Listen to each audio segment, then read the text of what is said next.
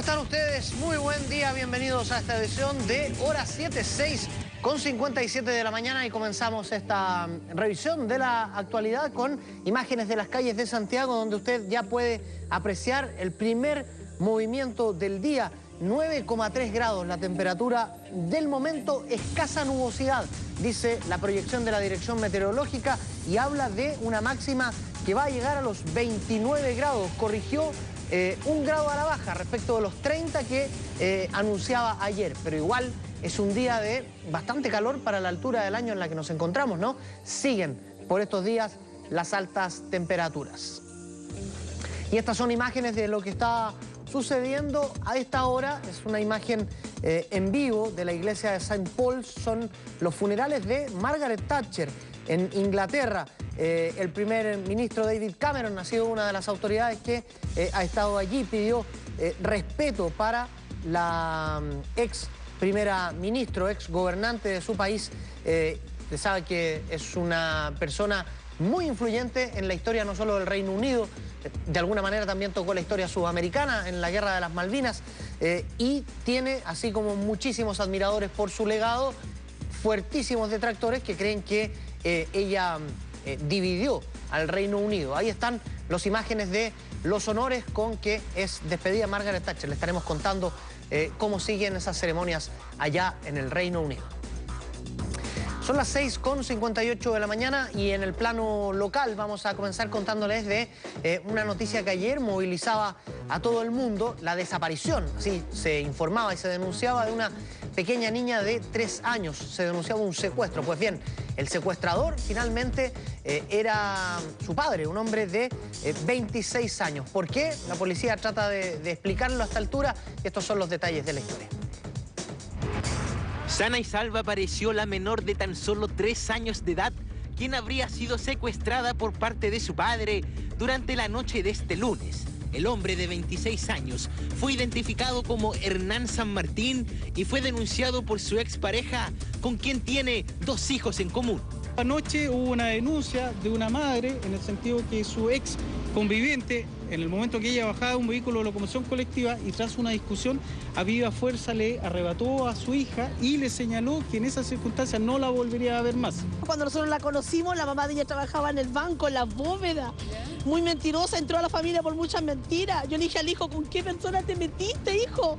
Es muy cuentera. A pesar de la defensa de sus familiares, el hombre habría sustraído a la menor luego de discutir con su expareja en calles Eizaguirre con Juanita, en la comuna de Puente Alto. Luego de esto, el hombre tomó a la niña, afirmando que no la volverían a ver nunca más. Esto generó un amplio operativo por parte de Carabineros, pero su expareja fue quien lo contactó por teléfono para que dejara a la pequeña en libertad. Y así lo hizo. Finalmente apareció cerca de su colegio. El núcleo familiar, o cómo se está dañando la relación matrimonial de esta persona, no nos compete a nosotros. Nosotros solamente estamos en las diligencias, tanto dispuestas por el Ministerio Público, para poder, primero, resguardar la vida del menor y posteriormente detener a la persona que la sustrajo en forma inusual y violenta. La versión oficial es negada por la misma familia del imputado, quienes además acusaron que la mujer siempre agredía a la menor, como se ve en estas imágenes, las cuales fueron tomadas el 7 de abril pasado, donde supuestamente la madre golpeó con un palo a la niña. Si la señora le pasó, esta señora le pasó a la niña ayer tarde, se lo pasó, hasta hoy día, hasta las 8 de la noche. Hoy día a primera hora fue a buscar a la niña ella. Y nerviosa. Y nerviosa. El padre de 26 años fue detenido durante la mañana de este martes en la comuna de La Pintana, luego que se prestara a trabajar con su padre en un servicio de taxis. El hombre será puesto a disposición de la justicia para enfrentar la sustracción de la menor, dilema que recién se está resolviendo. 7 de la mañana con 1 minuto. La muerte de la colombiana Jenny Ramos, que trabajaba en el negocio del comercio sexual, trabajaba como dama de compañía, ha traído a la palestra el tema de cómo se está desarrollando hoy este negocio en Santiago. Usted sabe que a veces se van implementando formas de combatirlo, de erradicarlo de algunos sectores, y este va tomando nuevas fórmulas. La última, esto de ciertos edificios donde hay varios apartamentos que se rentan para estos fines. Se lo contamos en la siguiente nota. Sus amigos dicen que Jenny Ramos era de carácter fuerte y que probablemente su vida en Colombia ayudó a esto. Un país en el que a veces no es fácil sobrevivir, contribuyó a que ganara su independencia y forjara su camino a su medida. Así se veía en las pasarelas, una figura que resaltaba sobre todas las demás. La mujer habría estado en el departamento 103, en horas de la madrugada, junto a un sujeto con quien habría tenido una discusión.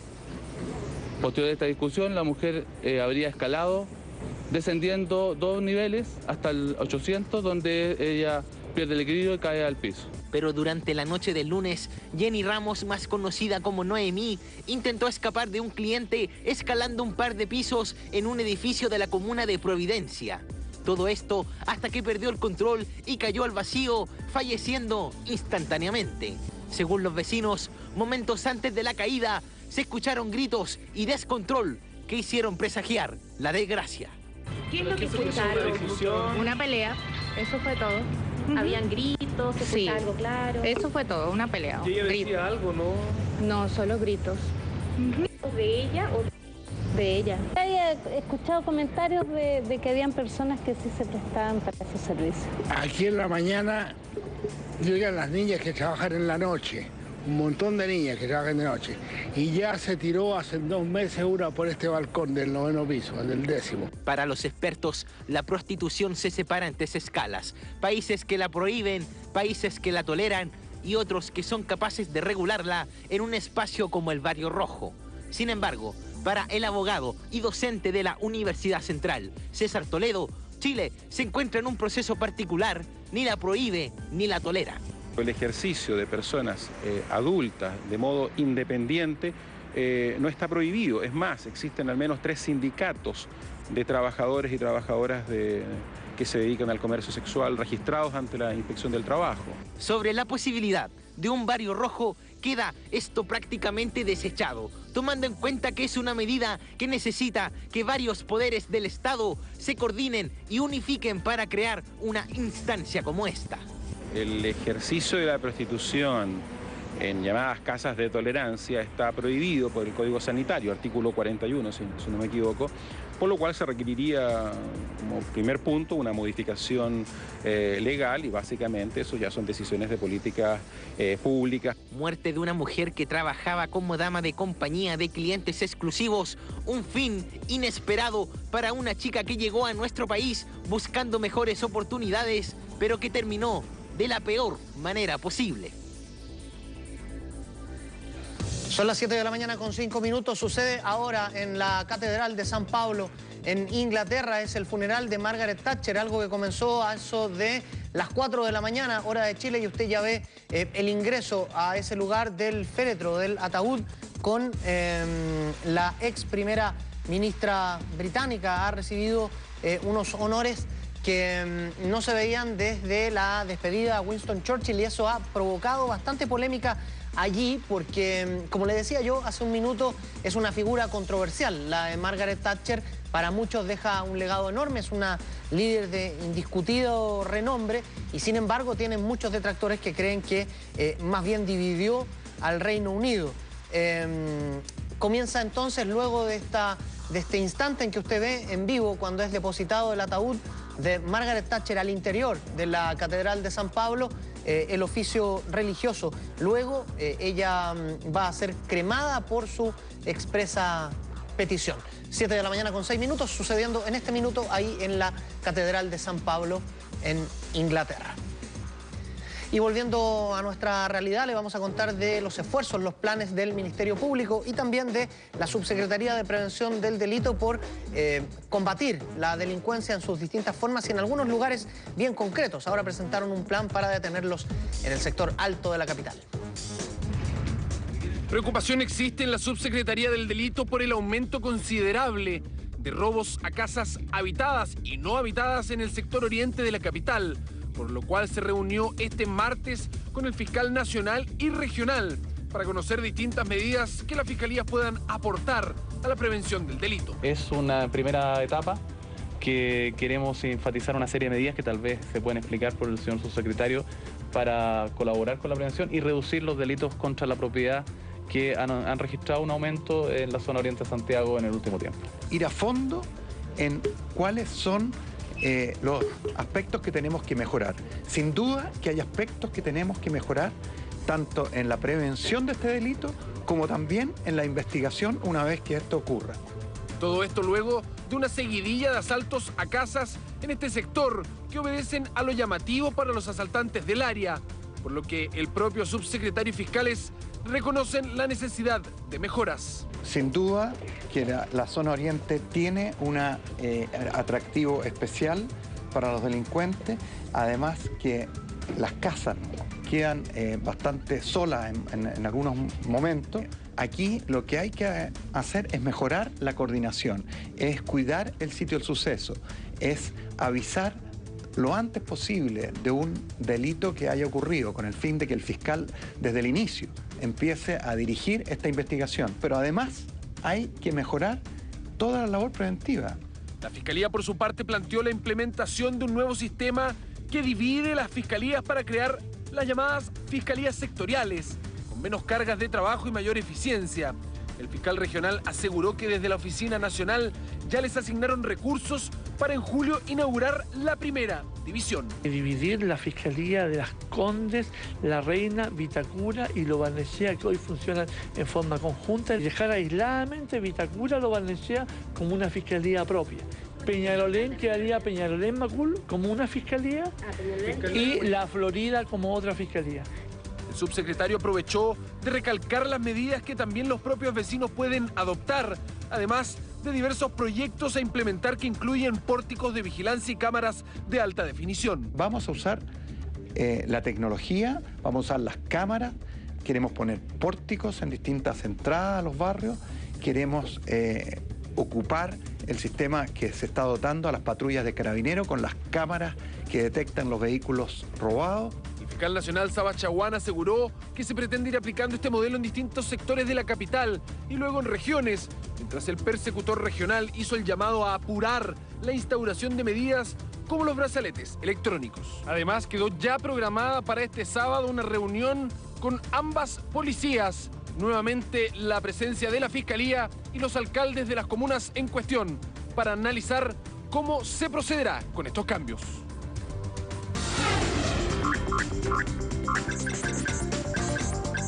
7 de la mañana con 11 minutos, revisión de los diarios de circulación nacional, como por ejemplo El Mercurio, que en su portada dice 7 muertos y 61 heridos. Dejan las protestas en Venezuela tras triunfo electoral de Maduro. Máxima tensión luego de los reñidos comicios. Se habla de crisis política allí en Venezuela y Capriles no ceja, insiste en llamar a un conteo de votos. El Fondo Monetario Internacional sube proyección de crecimiento para Chile en 2013 y baja por cuarta vez su pronóstico mundial. Elevó la estimación de 4,4 a 4,9% y Boston permanece blindada a la espera de pistas sobre explosiones en Maratón. Mire las calles de la ciudad con esos vehículos militares, una columna de vehículos militares y una sensación de que hay muchísima tensión en el ambiente. Preocupación en Estados Unidos después de esos bombazos. Veamos la portada de La Tercera. Beyer rechaza cargos y dice que Proboste no merecía ser destituida. Mire, después de tanto tiempo, el ministro Beyer le hace justicia a la ex ministra demócrata cristiana.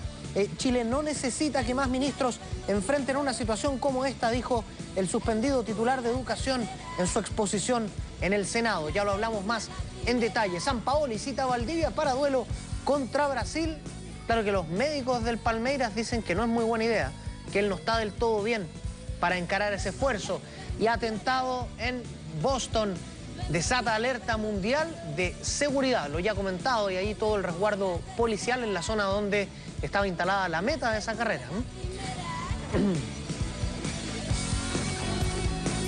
Vamos a regiones. La Estrella de Valparaíso dice en su portada: discoteca anuncia encendido show de sexo en el escenario en pleno centro. Centro de eventos Oxes de Calle Blanco promociona su próxima inauguración con un delicado y artístico número protagonizado por un vedeto y 2 strippers. Es lo que se lleva en Europa, dijo el productor cuando le preguntaron. Escándalo por Harlem Shake en el Van Buren. Es un hospital, por si acaso. Y tragedia en Viña, niño de 6 años murió atropellado en condominio. Una noticia bien terrible en la portada de La Estrella de Valparaíso. Vamos a Osorno, ¿le parece? A través de la portada del Austral, instalan cámaras en escuelas para evitar robos y agresiones. La medida es inédita y fue implementada en 2 planteles que registran imágenes todo el día. A lo que hay que llegar, ¿eh? Una zona boxeril totalmente, Osorno. El osornino Vallejos combatirá por Chile ante Argentinos. Boxeador del Club México se prepara para integrar selección nacional y los recintos municipales sumarán personal para subir puntajes del CIMSE. Ahí está la portada de El Austral de Osorno. Y vamos a echarle una mirada a lo que sucede en el mundo con énfasis en lo que pasa en Bolivia, donde hablan de un presupuesto ilimitado. Es decir, se pueden gastar todo lo que sea necesario para llevar adelante la demanda marítima en contra de Chile en la Corte Internacional de La Haya. Veamos la síntesis. El hermético régimen de Corea del Norte no se opone al diálogo para resolver la tensión que afecta a la península hace varias semanas.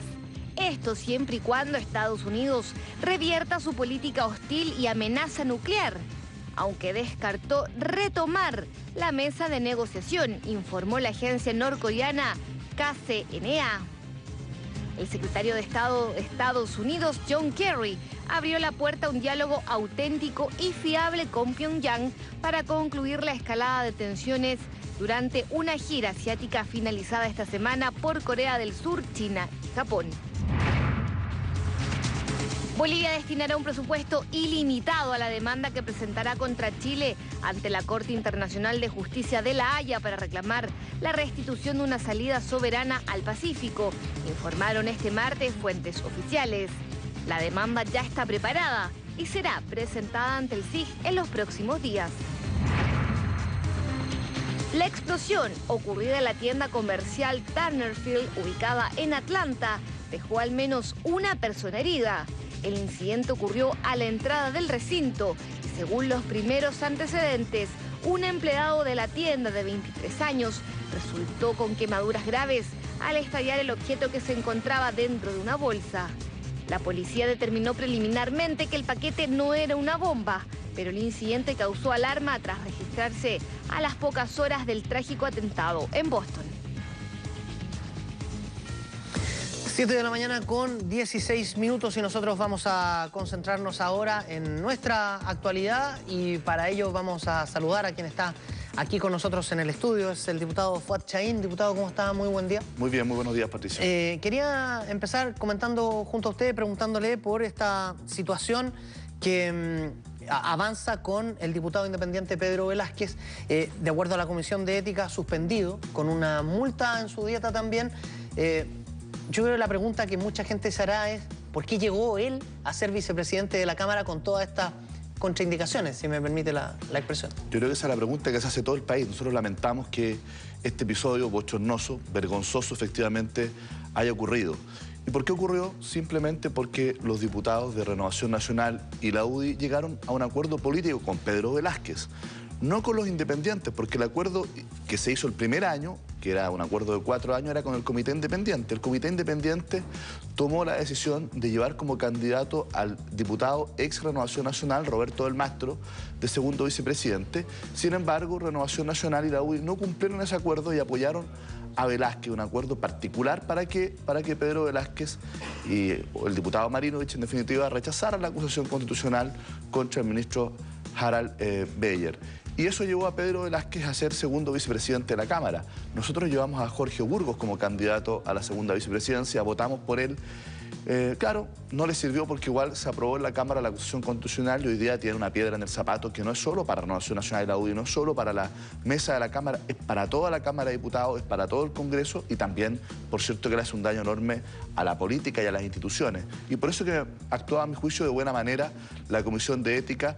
¿Por qué? Porque se están vulnerando las normas del Código de Ética y Conductas Parlamentarias y además hay una incompatibilidad porque él, a ser parte de la mesa directiva de un poder del Estado, no puede tener juicios pendientes y deudas con otro poder del Estado y por lo tanto se le hace incompatible, a nuestro entender, desde el punto de vista jurídico también, su rol de vicepresidente con la situación judicial que afecta al diputado Pedro Velázquez. Y hay que buscarle una salida. Y lamentablemente nos han puesto en este problema como corporación los parlamentarios que votaron por Pedro Velázquez por razones políticas. ¿Cuál cree usted que es esa salida? O sea, hay dos salidas posibles. Una, que efectivamente Pedro Velázquez renuncia a la vicepresidencia de la Cámara tal como se lo ha solicitado y lo ha emplazado la Comisión de Ética. De la misma manera, yo creo que es bien difícil que se plantee que se le pueda censurar, porque ahí se necesitaría la unanimidad de la sala, solo al segundo vicepresidente, porque yo creo que no corresponde, porque él llegó ahí no por sí solo, llegó como parte de un acuerdo político. Y por lo tanto deberá censurarse toda la mesa que fue parte de ese acuerdo político y elegir una nueva directiva donde efectivamente podría postularse nuevamente el actual presidente, el actual primer vicepresidente, pero creo que lo que corresponde es censurar a toda la mesa porque llegaron a un acuerdo político con un diputado que no podía estar a la testera, que le afectaba una inhabilidad para poder ocupar ese cargo y que además nos genera un daño enorme a una imagen que ya está bastante, ¿no es cierto?, decaída del Parlamento, con más o menos razones, ¿no es cierto?, pero está decaída, y poner a una persona en la situación judicial de Pedro Velázquez me parece que fue un error y una irresponsabilidad enorme. Fuad, y para cerrar el tema y para atacar el fondo del asunto, porque de alguna manera Pedro Velázquez, y esto se puede lograr, este acuerdo se puede lograr porque él está en el Parlamento. Y él está en el Parlamento pese a tener una deuda de 284 millones de pesos con un municipio, del cual fue cabeza. La pregunta es, ¿una persona en esas condiciones debería llegar al Parlamento? ¿No hay algo que revisar allí? Mira, no debería, y a nuestro juicio no debería porque además tiene ciertas inhabilidades como penas accesorias que son perpetuas. Hay cierta jurisprudencia del propio tribunal, del TRICEL en realidad, del Tribunal Electoral Regional y del TRICEL, que señalan que la inhabilidad perpetua, aunque son penas accesorias, tienen el carácter de ser pena aflictiva. Hay una discusión ahí, podría haberse impugnado efectivamente y en definitiva tiene que resolver la justicia electoral, pero probablemente habrá que colocar, ¿no es cierto?, más inhabilidades más precisas. Sin embargo, él llegó a ser diputado por los votos de los electores de su distrito, pero lo que a nuestro juicio no corresponde es que sean los propios diputados los que los coloquen en un rol de vicepresidente, es decir, de autoridad dentro de la Cámara. Ahí efectivamente hay un error político enorme de los diputados de Renovación Nacional y de la UDI, que muchos de ellos están arrepentidos, muchos de ellos también están incluso avergonzados de lo que hicieron como parte de ese acuerdo político, que fue en un momento en que necesitaban del voto de Pedro Velázquez para intentar rechazar la acusación a Harald Beyer. A propósito de ese tema, quería llevarlo hasta allí. La acusación está en un momento muy importante, un momento de votación, y hay argumentos en pro y contra. Hay argumentos de la derecha que dicen que cómo es posible que sea acusado constitucionalmente el único ministro que en el último tiempo ha liderado un combate en contra del lucro. De hecho, bueno, hay una universidad que está cerrada por eso, que es la Universidad del Mar. Me imagino que ustedes tienen otros argumentos, yo los he escuchado, pero me gustaría qué dice usted frente a esa crítica. Lo primero es que eso es un mito, eso es la mentira más grande. El ministro Harald Beyer no ha cerrado ninguna universidad por lucro. A la universidad que investigó por lucro, que fue a partir de la denuncia de la Comisión Nacional de Acreditación, que fue la Universidad Santo Tomás, teniendo dos informes de los asesores que el propio ministerio contrató al efecto, que le señalaron que efectivamente había lucro porque le generaba préstamos de más de 13.000 millones de pesos a una inmobiliaria relacionada en pesos sin interés y que en definitiva es una forma de desviar patrimonio hacia la inmobiliaria que sí puede repartir utilidades. Cuando comenzaron a cobrar intereses, entonces subieron al doble los arriendos, le cobraba el doble los arriendos y además le pagaba por anticipado, hasta 2 años por anticipado le pagaba a la universidad esta inmobiliaria, y por lo tanto en el primero y en el segundo informe este investigador que actuó como fiscal le plantea al ministro que efectivamente aquí hay lucro. ¿Y qué es lo que dice el ministro? Que lo sobresee porque a su juicio no hay ninguna ilegalidad, no hay ningún reproche que hacerle a esa universidad, el ministro Harald Beyer.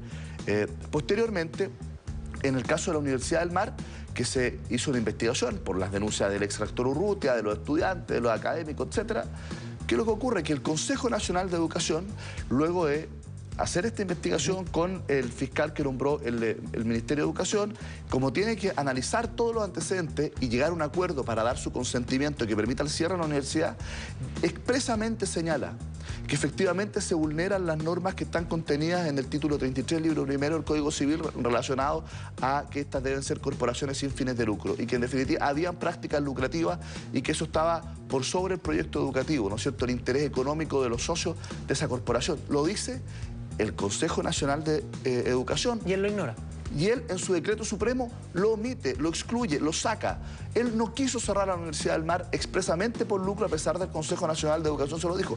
Y respecto, y porque esto lo investigó, pero hay denuncias concretas de grupos de abogados de la Facultad de Derecho de la Universidad de Chile, que uno le entrega una denuncia concreta, le solicita diligencia, y el otro le hace un requerimiento de fiscalización de parte interesada, también con antecedentes concretos. Ni siquiera la responde el ministro Beyer, ni siquiera la responde.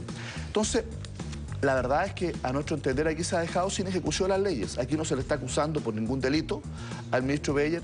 Ayer el abogado Bofill trató de hacer un símil entre la acusación constitucional y un juicio penal, y le dio características de Ministerio Público, Fiscalía de la Cámara de Diputados y de juez oral en lo penal, como un tribunal en derecho pleno o derecho estricto al Senado, lo que no corresponde simplemente, no corresponde. Es que nos pilló el tiempo y yo no quiero que usted se vaya sin responderme a algo que tiene que ver, y para cerrar este tema me queda claro que para usted está muy bien acusado el ministro.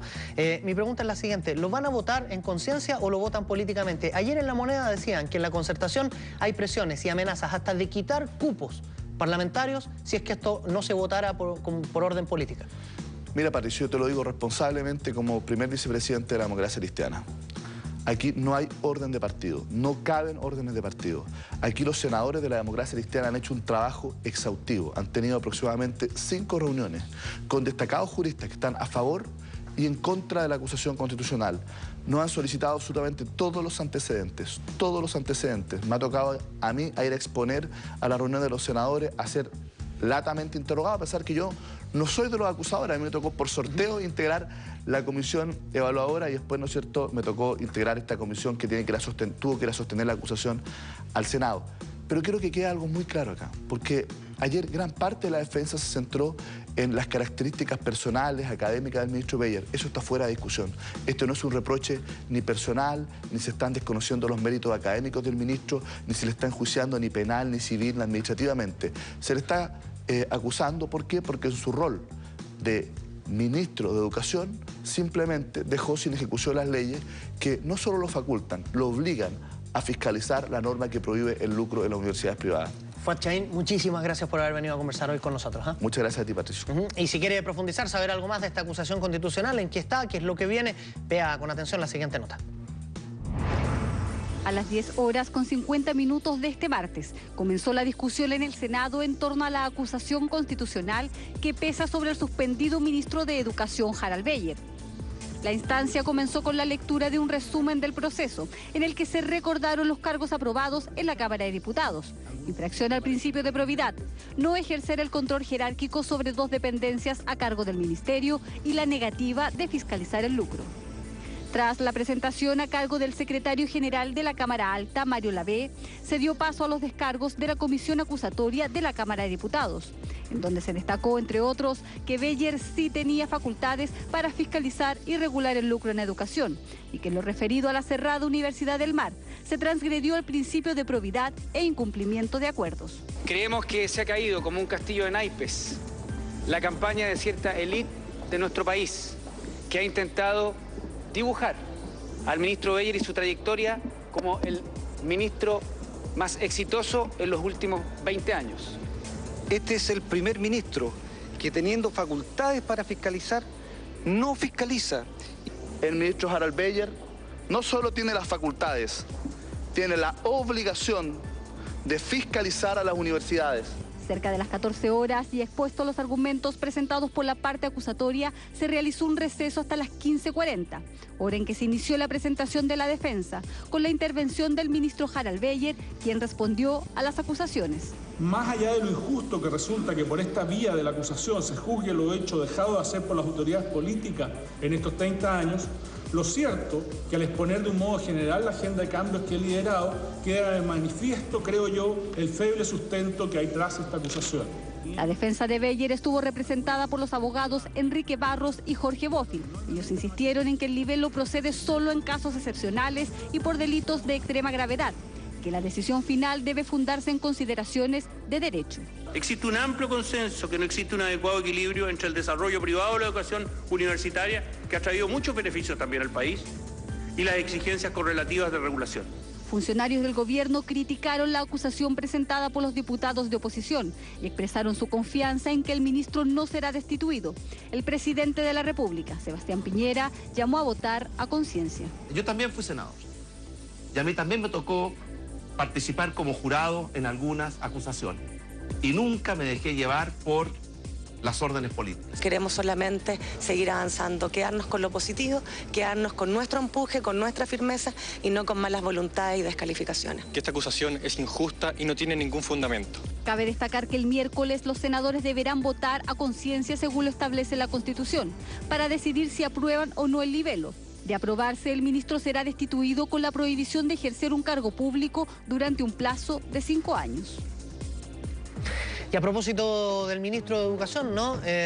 Vamos a comentarle de la visita que hizo el presidente Sebastián Piñera ayer a los estudiantes del Liceo Bicentenario de Excelencia San Pedro de Puente Alto. Obtuvieron ellos un muy buen puntaje en la última prueba CIMSE. Ya la hazaña la habían conseguido los más pequeños. El 2011 los alumnos de octavo básico obtuvieron el mejor puntaje CIMSE entre todos los colegios municipales de Chile.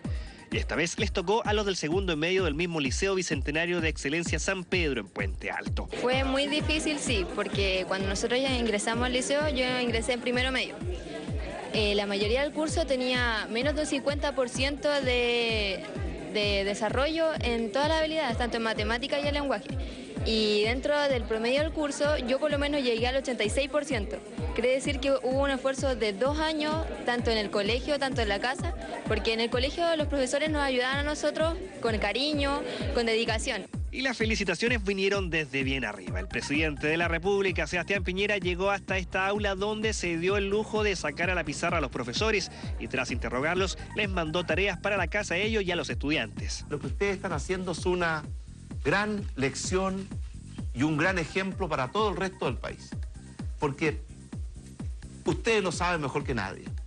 Una buena educación abre las puertas de un mundo de oportunidades. Ahora veamos qué fue lo que marcó la diferencia con respecto a los otros establecimientos del país. Hay que considerar que la base de ellos tampoco era buena y en primero medio el trabajo de reforzamiento fue arduo.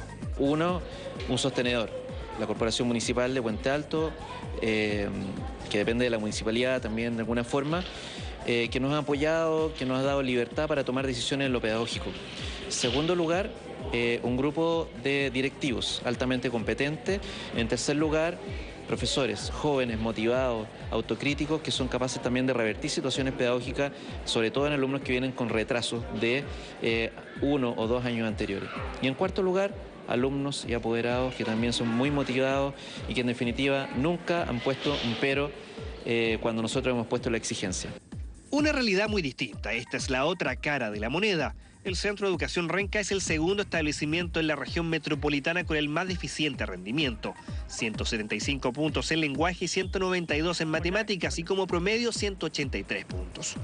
Un resultado que no varía mucho con el que obtuvo en su medición anterior.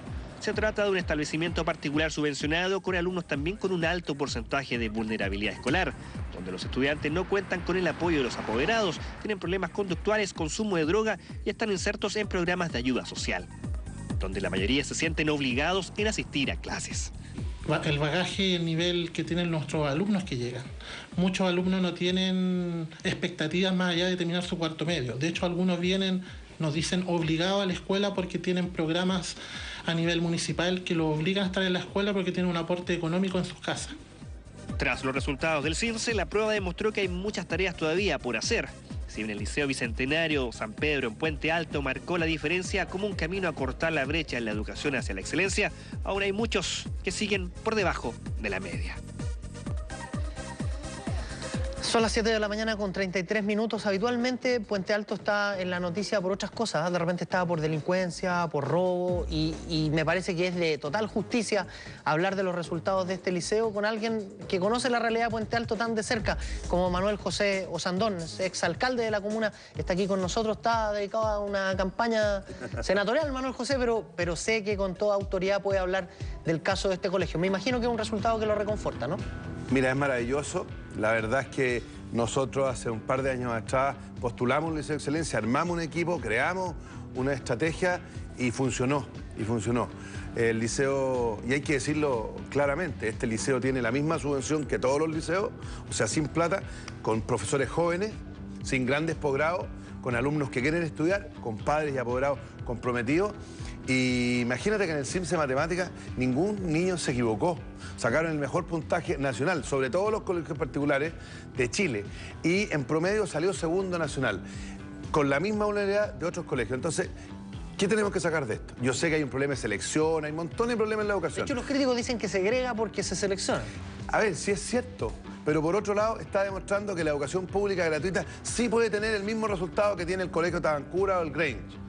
Lo puedo. Entonces, busquemos cómo trabajar. Lo positivo es que aquí hay un grupo de alumnos de un colegio que tiene 600 alumnos que va como avión para arriba. Entonces, quiere decir que los sectores vulnerables sí pueden tener la misma calidad de educación que los que pagan 200 o 300 mil pesos. Entonces, apostemos a una educación pública, gratuita, municipalizada, porque todos han tratado de destruir la municipalización. Pero aquí se demuestra que a lo mejor esto se puede copiar en otros sectores. Porque yo tengo una historia muy simpática. Un día una niña me enfrentó de tercero medio del liceo y me dijo, usted me discrimina. Y yo la quedé mirando así me asustado. No, yo no discrimino a nadie. Y me dijo, usted me discrimina porque en mi curso hay 15 personas que no quieren estudiar y no dejan hacer clases. Por lo tanto, me discriminan a mí. ¿Te has fijado que siempre la discriminación es para otro lado? Entonces, a lo mejor, de alguna manera, podemos impulsar, ¿no es cierto?, a que los niños y los jóvenes que quieran estudiar dentro de mismos liceos puedan competir para no liquidarle el trabajo a otros. Pero el Liceo San Pedro, que se hizo, como dicen en el campo, con las patas y el buche, igualmente pobre que cualquier colegio, ha demostrado que los niños de sectores vulnerables de Chile pueden ser mejores o iguales que los de los sectores más altos. Pero, Manuel José, pero explícanos para entender lo que es que un liceo pase a ser de excelencia. ¿No recibe algún recurso extra desde el momento en que es de excelencia? Me imagino que sí, ¿no? Pues si no, que... No. ¿Ninguno? No. Lo único que tiene este liceo diferente a los otros es que pudo seleccionar alumnos, o sea, y aquí hay una cosa muy novedosa. Cuando hicimos esta estrategia, el equipo nos dijo, aquí los padres y apoderados son fundamentales. No valían las notas de otros colegios, había que dar una prueba. Había que dar un test, el alumno, y lo más importante, la entrevista con los papás. Los papás están dispuestos a ayudar, están dispuestos a firmar un compromiso, están dispuestos a aceptar algo que muchas veces no se acepta, la disciplina. Fíjense, no saben lo estricto que es ese colegio. Y los propios alumnos piden eso. Entonces, este colegio, con la misma subvención, pero con más flexibilidad. El director en la entrevista dijo algo muy cierto. Yo les dije, ustedes, porque es un colegio que creamos nosotros, ustedes van a ser los protagonistas. Háganos ustedes a nosotros las propuestas para sacar este liceo de arriba. No nosotros a ustedes ni los que vienen del limbo, sino que el equipo del colegio hizo una estrategia y funcionó. La libertad es muy importante, ha tenido la fiscalización, pero con los 30 y tantos mil pesos ese colegio funcionó. Así que se puede. La educación pública gratuita municipalizada, que ya tiene la infraestructura. Acuérdense que el presidente Frey hizo una reforma que fue la gran reforma educacional, que en educación fue un fracaso, pero en infraestructura fue muy buena. Los colegios públicos municipalizados en Chile tienen muy buenos edificios.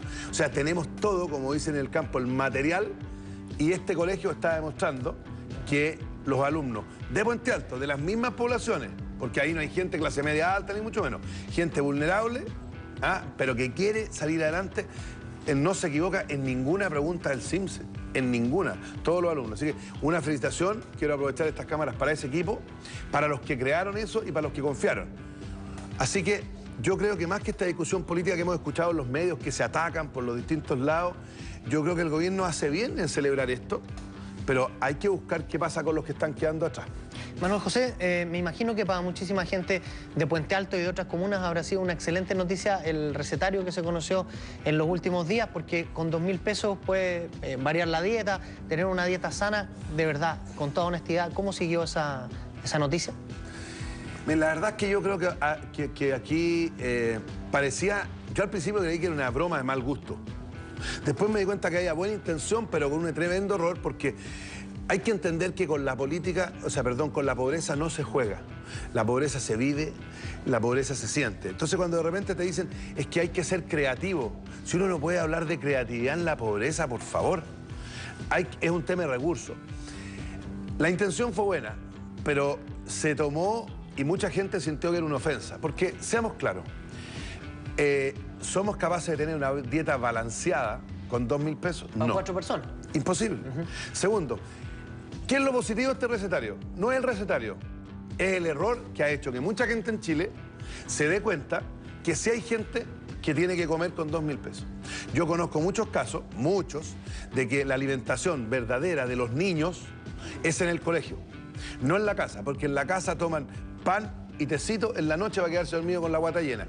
Y también conozco muchos casos de gente que se toma un par de pastillitas de diazepam con tecito para evadirse sus problemas. Entonces, yo creo que hay que tener mucho cuidado. Aquí va a pasar lo mismo que pasó con la CACEN.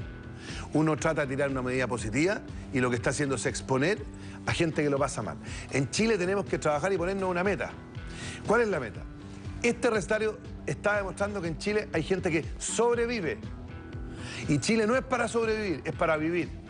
Entonces empecemos a trabajar y reconozcamos que muchas veces vemos en la televisión en todos lados que este país dice que va a ser desarrollado. Mientras haya gente en Chile que viva con 2.000 pesos diarios para comer. ¿Para 4 personas? Para 4 personas es imposible que seamos desarrollados. Porque en ese recetario no sale en ningún lado que hay que prender el gas. ¿Medida concreta? Medida concreta. ¿Subimos el sueldo mínimo? Yo, si se pudiera, por supuesto, y creo que el gran error que tuvo este gobierno pasado fue no haberlo subido a los 200.000 pesos como significaba. Yo sé que no es llegar y subirlo a 250 porque puede dejarla grande con Pima, pero pongámonos una meta.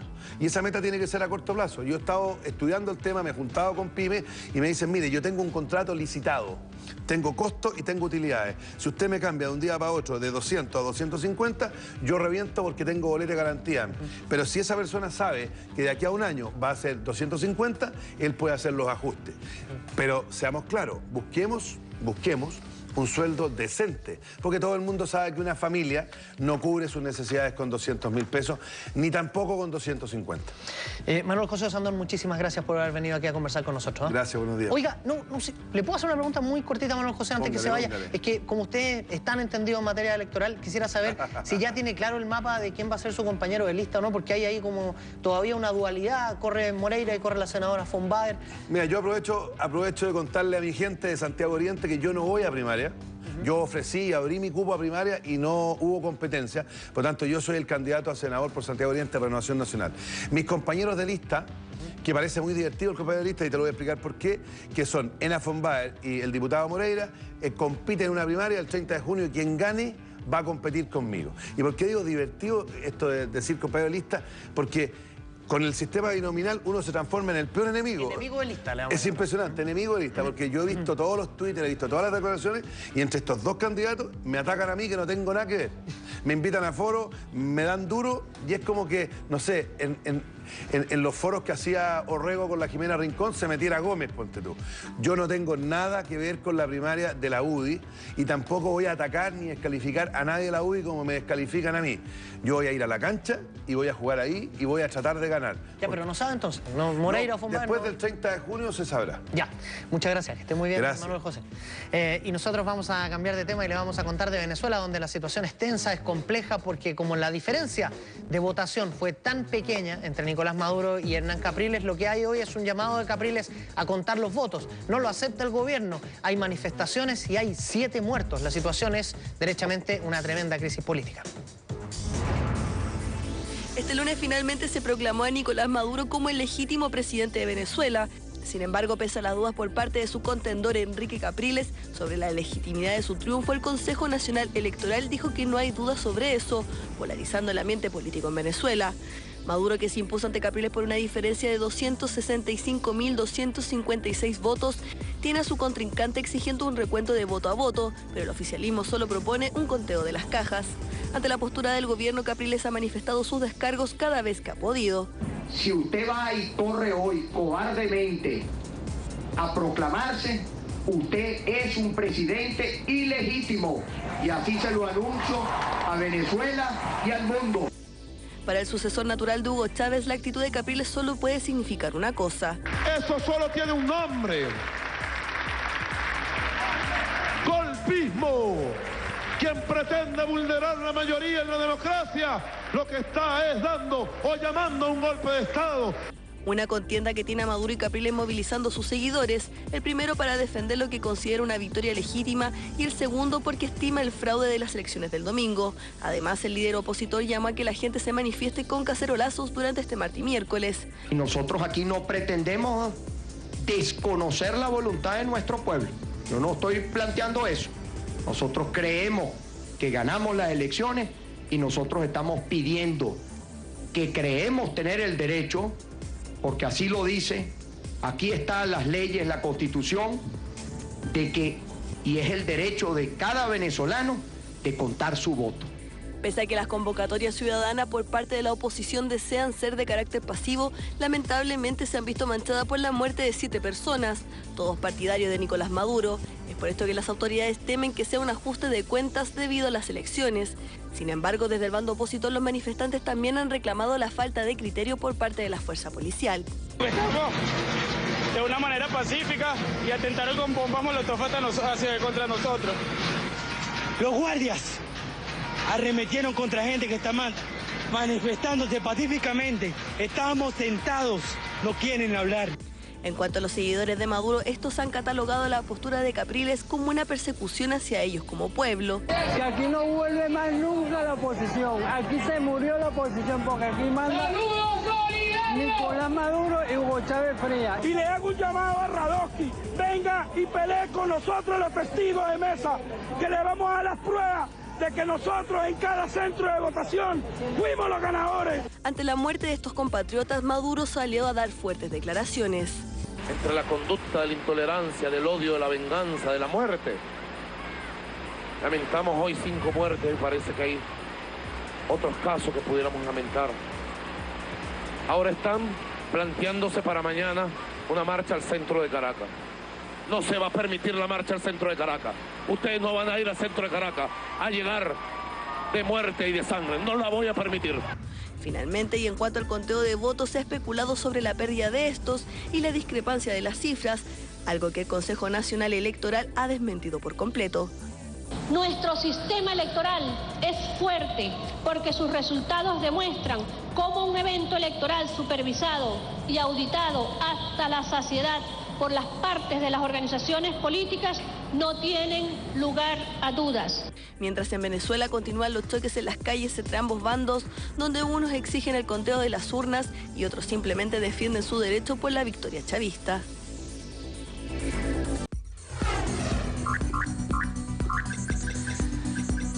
Siete de la mañana con 49 minutos, revisamos el tiempo en todo nuestro país. Ahí está Arica, con cielos nublados y 21 grados como máxima, todo cubierto en el norte, 20 para Iquique, 19 Antofagasta, 17 La Serena, las máximas.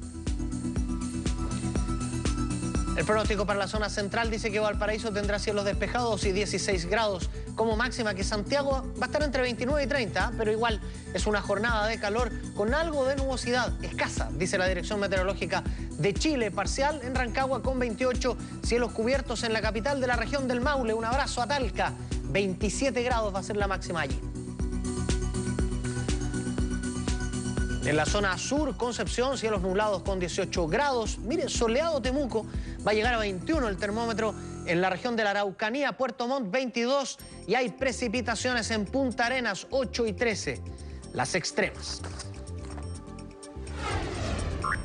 Todavía hay diarios por revisar en esta edición de Hora 7. Por ejemplo, la portada del Publimetro, que dice: cada vez más hombres maltratados piden divorcio.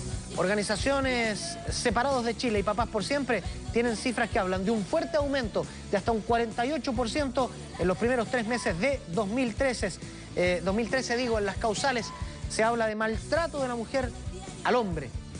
Maduro acuartela a la policía. Alta tensión en Venezuela, se lo contamos recién en esta edición de Hora 7. Van 7 personas muertas por incidentes en las calles y fotógrafo mexicano gana el Pulitzer en categoría reportajes. Increíble la fotografía, mire, con los orificios ahí en la persiana y con un tipo sacando la metralleta, una AK me parece, y disparando allí. Javier Manzano se llama este fotógrafo. Portada de Las Últimas Noticias: profe que no da tareas, la rompió en el CIMSE. Ídolo, le va bien en el CIMSE y no da tarea. Tiene dos muy buenas características. Miguel Astorga se llama. Partió haciendo clases a sus alumnos del Liceo San Pedro de Puente Alto en un container. Lo hablábamos recién con Manuel José Osando. Se acaba Calle 7. Eli Albacete busca pega de contadora. Harto viudo debe quedar, ¿no? Y los imperdibles del remate de la aduana.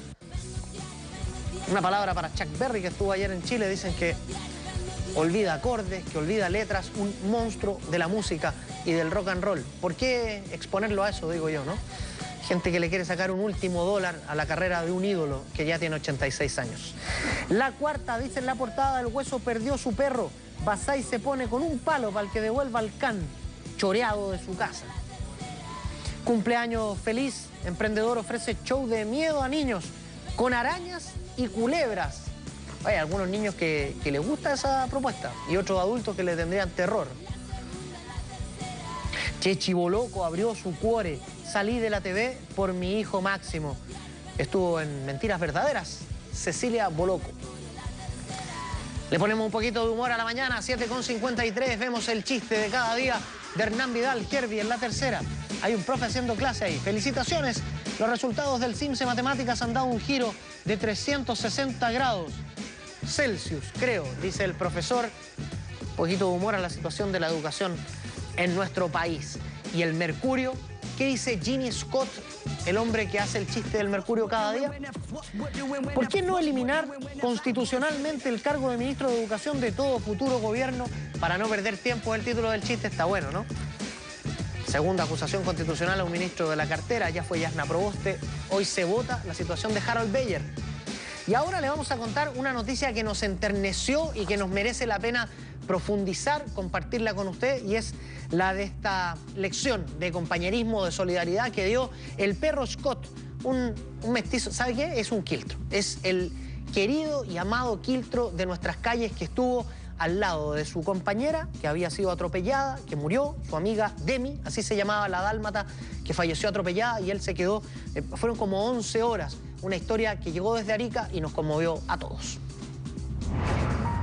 Esta es la mirada de Scott, el perro fiel que acompañó a su amiga, una dálmata de 4 años, que luego de ser atropellada falleció instantáneamente. Transeúntes del sector relataron que el perro arrastró a su compañera hasta la vereda para evitar que los autos la siguieran arrollando. Fue pasada la medianoche del sábado que la foto de Scott alertó a Ivonne Montero, directora de la agrupación de animales Arica Adopta y Educa con Amor y Responsabilidad. La mujer decidió ir al lugar para ayudar al animal. Al llegar presenció una desgarradora escena. El perrito arrastró la perrita de la calle y la subió arriba de la vereda. El perrito estaba, como digo, estaba parado así, estaba en posición alerta. Entonces empecé a acercarme, empecé a hablar y llegué a él y me senté al lado de él y él se echó. Entonces yo lo único que pedía era que por favor, o sea, pedía dentro de mí, le pedía a Dios que llegara el dueño, porque me dio mucha pena. En eso se paró un jeep, paró al lado de nosotros y se baja el dueño. Y lo abraza, me dio pena, y lo abraza así y empieza a abrazarlo y los dos se abrazan así, pero él contento así y él como que se tiró encima de la perrita. El perro no se movía de su lugar, no dejaba que nadie se acercara al otro animal. Luego de 12 horas de espera, el dueño de Scott logró dar con su paradero. El perro al verlo se aferró a él, se subió al auto y se marchó. Eso sin antes llevarse a su compañera. Supimos de que había sido temprano, como a las 4:30, 5 de la tarde. Y de ahí estuvo hasta esa hora que yo llegué con ella y no dejaba que nadie se le acercara a la perra. Demi, la perrita que falleció junto a Scott, era de raza dálmata y era la mascota favorita de la hija del dueño de este. Lamentablemente, tanto para ellos como para el mestizo, es una pérdida que no se podrá reponer con nada. La mirada de su perro cambió, ya no ladra y hasta el apetito ha perdido. Llegamos a la casa, la sepultamos inmediatamente. El Scott estuvo inquieto hasta que la sepultamos. O sea, él un perro que aúlla, que ladra, que corre, estaba muy quieto, muy quieto. Una muestra de compañerismo que, a pesar de ser mascotas, no deja indiferente a nadie. Expresión de amor y respeto digna de admiración. Enternecedora la historia de Scott. 7 de la mañana con 56 minutos. Lo que estaba viendo usted son imágenes de una congestión bien ruda a esta hora en el sector de La Pirámide, eso es Américo Vespucio, en la intersección de Escrivá de Balaguer. Hay personal, hay personal de carabineros, así que me parece que hay un atropello. Al parecer es un atropello el que está provocando una congestión durísima. Solidaridad a la gente que está pasando por allí, y si tiene que ir por ese lugar y puede diferirlo, tomar una vía alternativa, hágalo, que el taco es realmente grande, el que se está formando y está creciendo en ese lugar. Las 7 de la mañana con 57 minutos y una mirada a noticias de los espectáculos.